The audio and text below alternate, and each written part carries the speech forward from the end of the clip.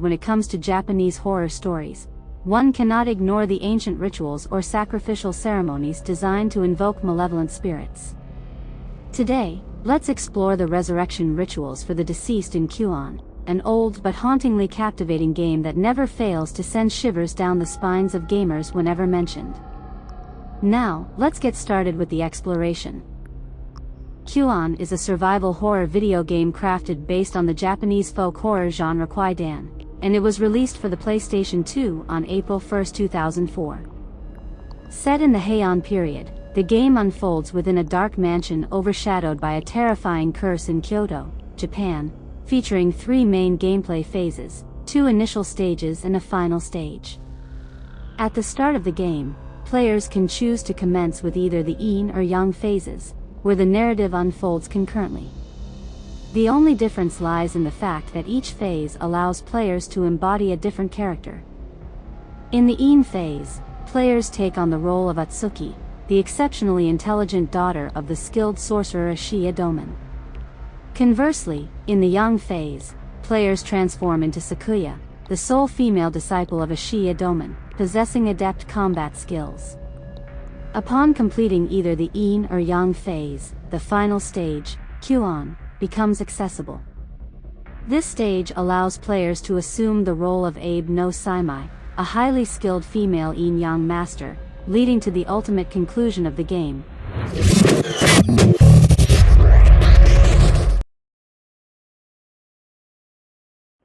Heian, the horrifying plan.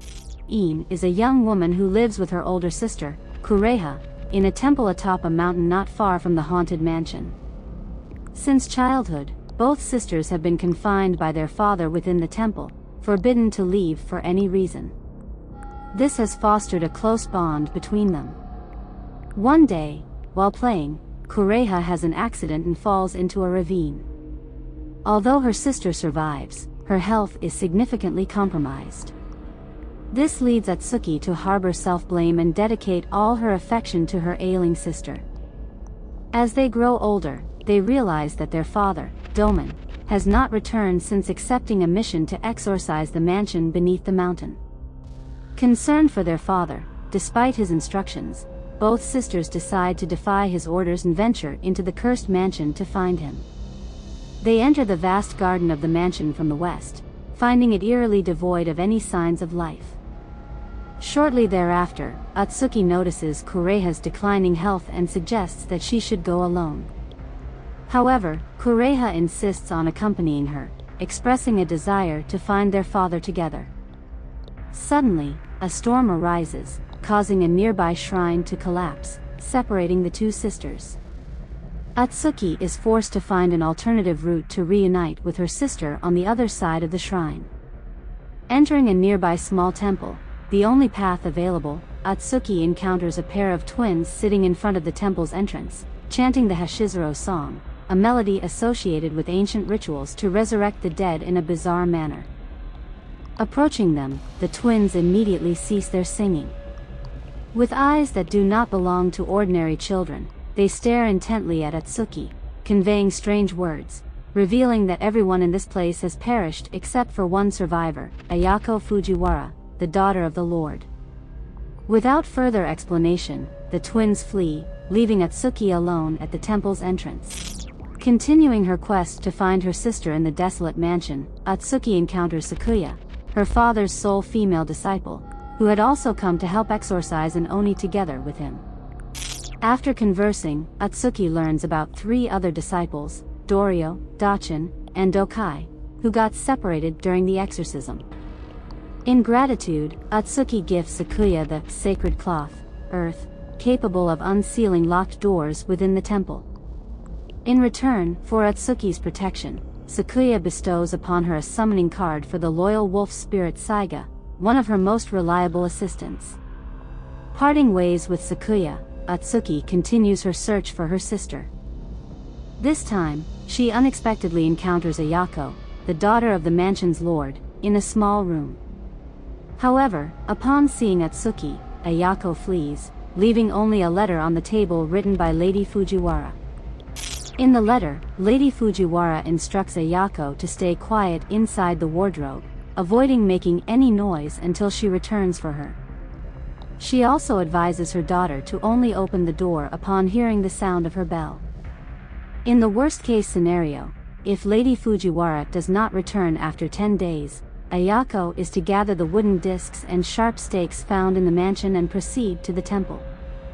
Suddenly, outside the dimly lit hallway, Atsuki sees a limping figure passing by and disappearing. She gives chase but finds only a crack in the wall leading to another room. Out of curiosity, Atsuki peers through the crack and witnesses a horrifying scene, her sister, Kureha, crawling up from the floor like a grotesque creature. Overwhelmed by fear, Atsuki hastily retreats, only to find herself in another blood-soaked room when she regains consciousness. However, the horror is far from over. In that room, Atsuki witnesses her father doing something to a wicker box. Terrified, she informs Mr. Doman that her sister Kureha has disappeared and recounts what she saw in the previous room. In contrast to Atsuki's apprehension, Mr. Doman appears remarkably calm, as if nothing unexpected had occurred. He hands her the sacred cloth, guardian, instructing her to go find her sister. To the north of the mansion, Atsuki discovers a bell belonging to Lady Fujiwara hanging on the veranda. With this bell, she can locate Ayako. While attempting to retrieve the bell, a horrifying undead creature descends from above, seizes her, and reveals itself as Lord Fujiwara, the mansion's owner. Atsuki resists, grabs the bell, and ultimately defeats Lord Fujiwara before leaving. However, behind her, the body of Lord Fujiwara suddenly cracks open, and Atsuki's sister, Kureha, emerges slowly from the tormented lord's body, leaving only a human skin pouch behind. Carrying Lady Fujiwara's bell, Atsuki returns to the wardrobe where Ayako is hiding. She rings the bell, coaxing her out of the wardrobe. Atsuki then inquires about what has transpired in the mansion. Ayako mentions that she doesn't know, but every night she encounters wandering figures, hears a strange song, and becomes deranged from its influence. She feels that every time she hears it, she is certain to meet her demise. At this moment, the twin siblings Atsuki encountered at the temple gates suddenly appear, stating they have finally found her. Kureha also appears in the corner of the room. Swiftly, she rushes in, ending Ayako's life, and drags her lifeless body away, leaving Atsuki alone in the chilling room. Witnessing that gruesome scene, Atsuki is terrified, wondering what supernatural occurrences are taking place. To unravel the truth, she seeks out the temple mentioned in Lady Fujiwara's letter. Here, she discovers an ailing monk who is also the source of the echoing chants throughout the temple. He warns Atsuki to leave the temple as quickly as possible. Before he can finish, a monstrous creature extends its hand, ending the unfortunate monk's life. Attempting to remain calm in the face of the horrifying scene, Atsuko continues to explore the temple and inadvertently opens a passage leading to a mysterious underground floor. This place is guarded by numerous grotesque creatures. Just as Atsuki is caught off guard, her sister suddenly appears, using powerful magic to attack and render her unconscious. Upon awakening, Atsuki finds herself inside a wicker box made of willow branches. She pushes the lid open and realizes she is in the underground floor, but Kureha, who just attacked her, is nowhere to be seen. Circling around the basement, Atsuki accidentally witnesses her father observing a coffin. At this moment, he finally reveals his true nature as a murderer. Doman is conducting a ritual called Kuon, aiming to unite bodies to create an immortal being. To complete the ritual, he must place the chosen person into the coffin and unite them 9 times with other bodies. Atsuki is then accused by her own father of causing the accident to her sister and is forced to enter the wicker box once again to perform the unification ritual with Kureha. If the coffins are left outside, they will hatch prematurely, causing the ritual to fail. Therefore, he uses the wicker boxes as containers for the bodies. After explaining his entire plot, Doman forces Atsuki to enter the wicker box once again to resurrect Kureha. Normally, Atsuki might not agree, but feeling guilty for her sister, she reluctantly complies with her father's command. Atsuki follows her father and unintentionally witnesses Kureha throwing a corpse that looks eerily similar to herself, adding to her confusion and prompting her to question what is truly happening. The twin siblings appear, pulling Atsuki away from Mr. Doman to search for her sister. At the end of the corridor, she sees Kureha and her own body lying in a wicker box. The twin siblings quickly urge her to step into the box with her sister to perform the ritual. Atsuki complies and falls into a dream where she sees the Tori shrine, also her home. However, unlike the happy home she has known, Atsuki finds countless bodies wrapped in silk in an old warehouse.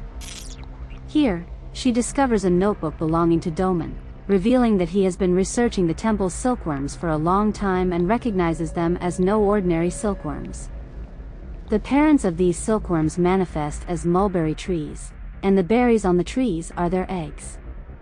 From birth, they possess a magical power capable of bringing people back from the dead. In this place, she also encounters a man in a yellow robe, Dokai, Doman's most loyal disciple. As she approaches, he runs away, exclaiming, "I don't want to die." Atsuki pursues him to a warehouse, where he stops, and she finally sees his face, a deformed and rotten visage. He loses consciousness and attacks Atsuki. After defeating Doman's disciple, Atsuki finds a diary seemingly belonging to Kureha. In it, Kureha recounts the period after the accident when she woke up in a wicker box, feeling strange. She asked her sister, but Atsuki, at that time, only cried and did not speak. Since that day, Kureha's body has felt weak and fatigued, but she kept it hidden from her sister, always pretending to be okay. Gradually, Kureha's body developed strange marks, and her flesh began to rot, leading her to believe she contracted some kind of disease. Later, she met the twin siblings, who told her that to recover, she should embrace a silkworm and sleep for a night. In desperation due to physical torment, Kureha did as they suggested. Strangely, when she woke up, she felt normal again. She believed that the twin siblings were the incarnations of the silkworm god and named them the Mulberry Twins.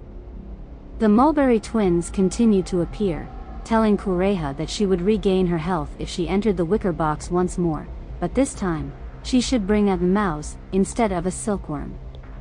Desiring health and smooth skin like Atsuki's, combined with her blind faith in the silkworm god, Kureha believed this was her chance for rebirth. When Kureha asked her father about the Mulberry Twins, Doman told her about a ritual related to resurrection and silkworm cocoons. He explained that the resurrected bodies would begin to decay, requiring them to be encased in a cocoon, fused with a healthy creature, and repeating the process 9 times for the ritual to succeed. Awakening for the second time in the wicker box, Kureha realizes that on that fateful day, Atsuki was the one who saved her, holding onto a rope ladder to prevent her from falling into the abyss. However, the Mulberry Twins, whom Kureha regarded as gods, suddenly appeared, frightening Atsuki and causing her to let go, leading to Kureha's fall. In Kureha's unconscious state, the twins asked Atsuki if she wanted to bring her sister back. Alongside this was a wicker box. The girl in red wakes up at this point, seemingly having merged with Atsuki, and Atsuki and Kureha are unified. Everything becomes even more chaotic when she finds the last piece of Doman's diary.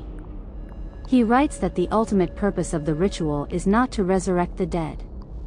No matter how many times they enter the cocoons, the dead cannot come back to life. The true outcome is that they will be reborn as silkworms. The incantation was intended for the silkworm, not for humans.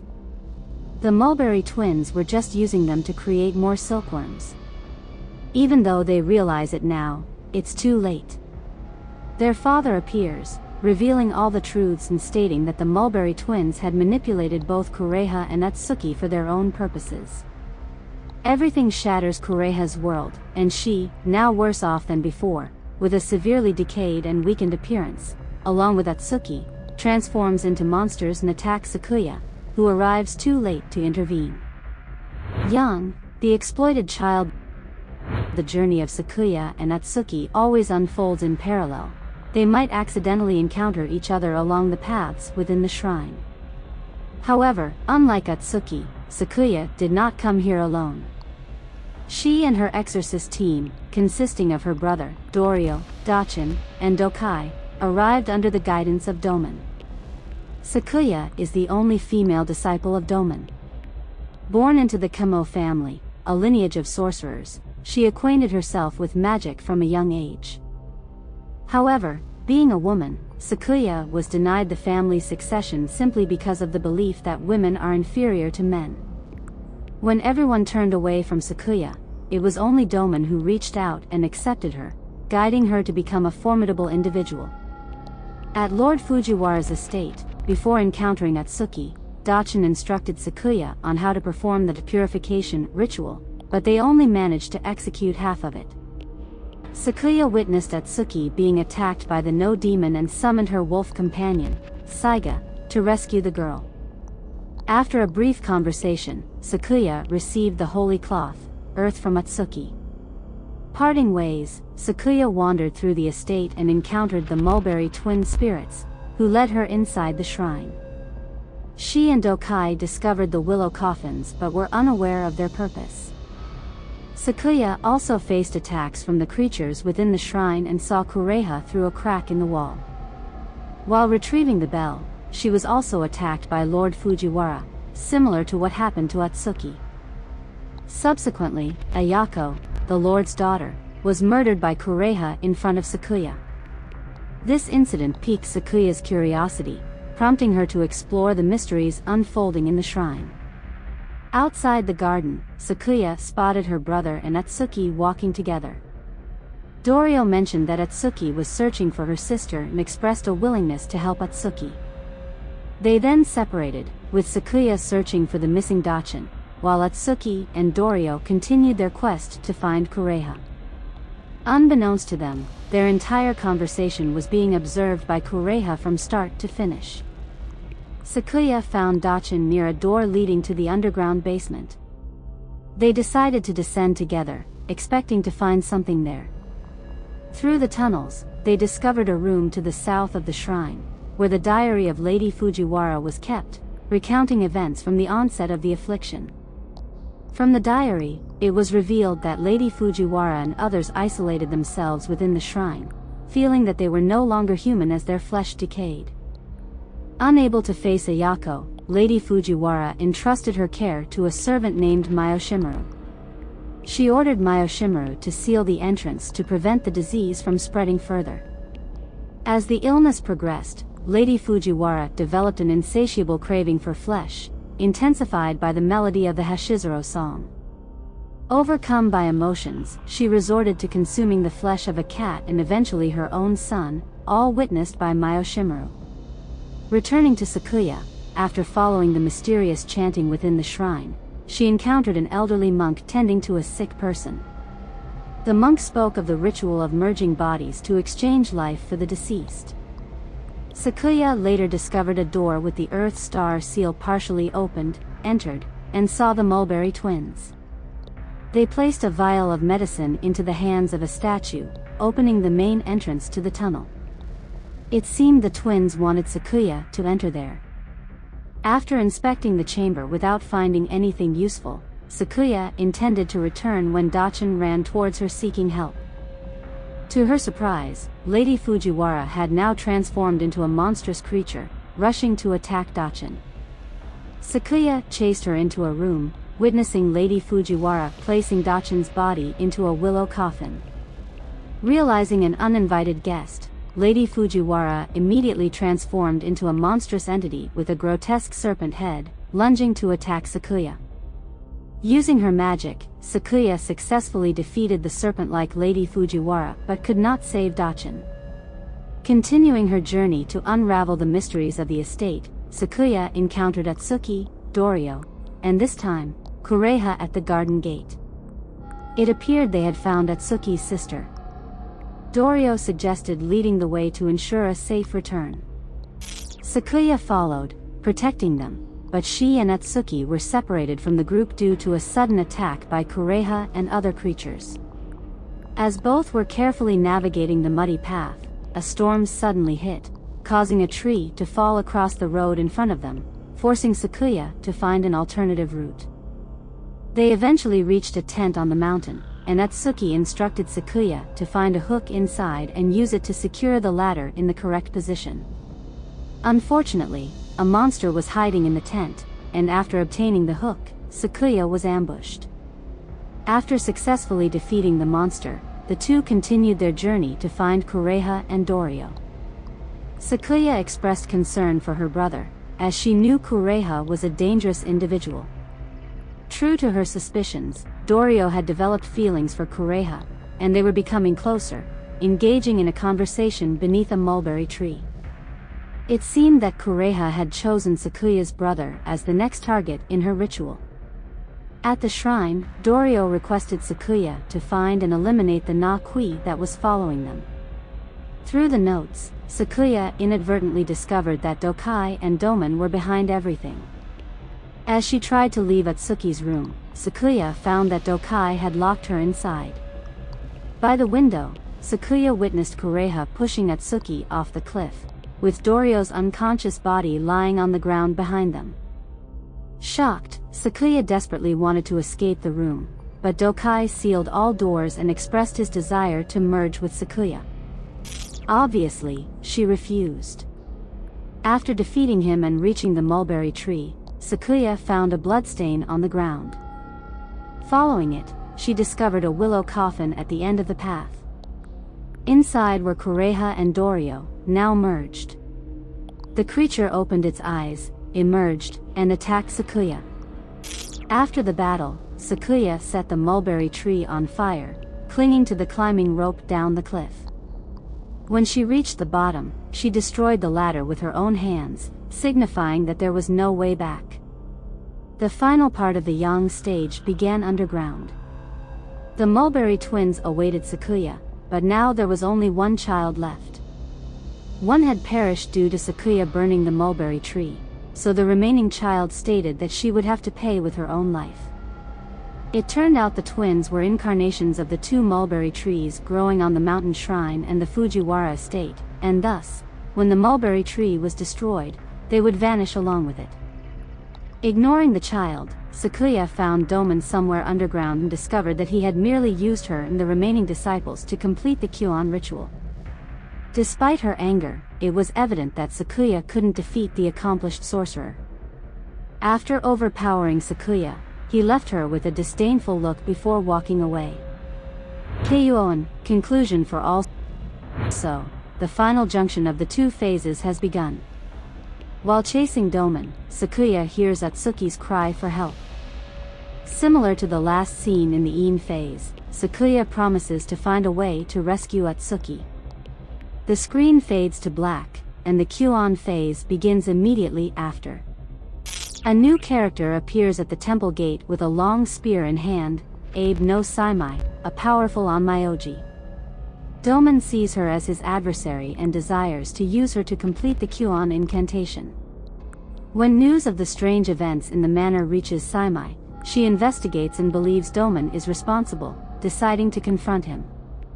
Following Saimai are Zenki and Goki, her formidable and ruthless companions.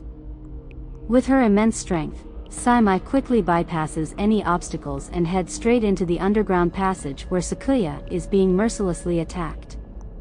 When Saimai arrives, Sakuya is exhausted with a body covered in blood. Saimai approaches Sakuya and asks where Doman is. Sakuya tells Saimai that she and the other disciples, including Doman's daughters, Kureha and Atsuki, are being manipulated by Doman to fulfill his evil plan of becoming immortal. She pleads with Saimai to save Atsuki before it's too late. However, when Saimai sees Atsuki, she is being attacked by the wolf's saiga that Sakuya gave her. Fortunately, Atsuki manages to stop it in time. Saimai and Atsuki then have a brief conversation, during which Atsuki reveals that she has started craving flesh and, to control it, has burned all those who have passed away in the manor. After the conversation, Saimai continues her search for Doman and is unexpectedly attacked by him in the laboratory. He tells Saimai that her body would be a perfect vessel to complete the ritual, and they engage in a fierce battle.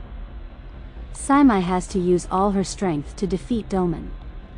Before dying, he expresses no remorse for his actions, stating that if he could have completed the Kuon incantation sooner, Saimai would be the one lying there, not him.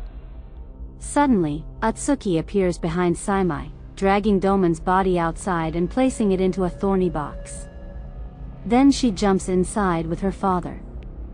As known from before, Saimai quickly thrusts into the remaining mulberry tree, destroying the last child in the pair of twins. After finishing the task, Saimai has no other choice but to destroy Atsuki's box as well, as they don't know what kind of creature might emerge from it. However, Sakuya intervenes and tells her that Atsuki has never seen the outside world. Considering her unhappy childhood, Sakuya doesn't want Atsuki to suffer anymore. Saimai calls her a stubborn child and gives Sakuya sharp thorns to ensure she can protect herself before leaving Sakuya alone next to the box alongside the lifeless bodies of the twin siblings. The final ending unfolds, and a girl born from the Kuon ritual is now under Sakuya's care. The girl bears a striking resemblance to young Atsuki, and Sakuya tells her that she has the freedom to choose where she wants to live. The two of them leave together. This girl could be considered a reincarnation of Atsuki, but not Atsuki herself. Like how the twin siblings were incarnations of the mulberry tree, she is just one of them. In other words, along with the girl being a reincarnation of Atsuki, she might also be a reincarnation of Fujiwara, Doryo, Fureya, Doman, and even those used as sacrifices in the ritual. However, she is not like the mulberry twins. Perhaps this is because Atsuki was a particularly kind-hearted girl, or it could be because the mulberry tree where she was born is still young, preventing the evil within from awakening. There is no specific explanation for the ending of Kuon, and what happens next will depend on the thoughts of each individual. And that's the entire summary of what happened in Kuon. Now, if there are any omissions or errors, please provide feedback by leaving comments below. Don't forget the weekly broadcast schedule. Goodbye, and see you in the next videos. Bye bye.